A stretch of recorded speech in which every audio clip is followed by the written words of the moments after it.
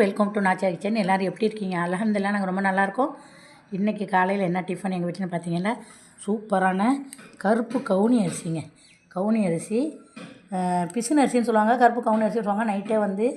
நைட்டாகனாவே என்ன செய்கிறதுன்னு தெரியல, பெரிய தலைவலியாக இருக்குது. அதாவது அரிசி இருந்துச்சு, கருப்பு கவுனி அரிசி. அதை நைட்டை ஊற போட்டுட்டேன். காலையில் வந்து குக்கரில் வச்சு நல்லா வேக வச்சுட்டு, இது எப்படின்னா பால் ஊற்றி கஞ்சியும் காய்ச்சலாம், தேங்காய் பால் ஊற்றி. அதை நம்ம சேனல் ஆல்ரெடி போட்டிருக்கேன். இன்றைக்கி நான் அப்படி செய்யாமல் தேங்காய் பால் நல்லா வெந்ததும் லைட்டாக வந்து 2 கிலோ உப்பு போட்டு வேக வச்சுட்டேன்.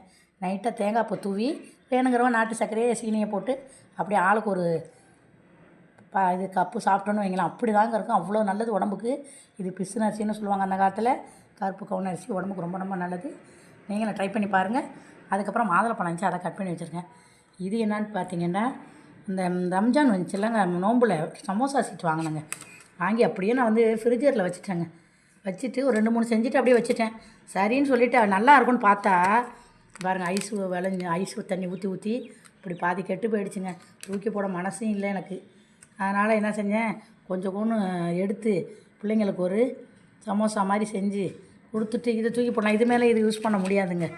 100 ரூபா தாங்க, 100 ரூபா போட்டு வாங்கியிருக்கேன்ல, வேஸ்ட் ஆக்கக்கூடாதுன்னு சொல்லிட்டு ஆனால் திருப்திக்காண்டி எனக்கு தெரிஞ்ச ஷேப்பில் சமோசா மாதிரி இது பண்ணி முட்டைக்கோசு வெங்காயம் எல்லாம் இருந்துச்சு வீட்டில், அதை வச்சு ரெடி பண்ணி கொடுத்துட்டாங்க பிள்ளைக்கு. இதை தூக்கி போட்டுற வேண்டியதான். இதுக்கு தேராது இனிமேல். இந்த வீடியோ பிடிச்சிருந்தால் லைக் பண்ணி ஷேர் பண்ணி சப்போர்ட் பண்ணுங்கள். அஸ்ஸலாமு அலைக்கும்.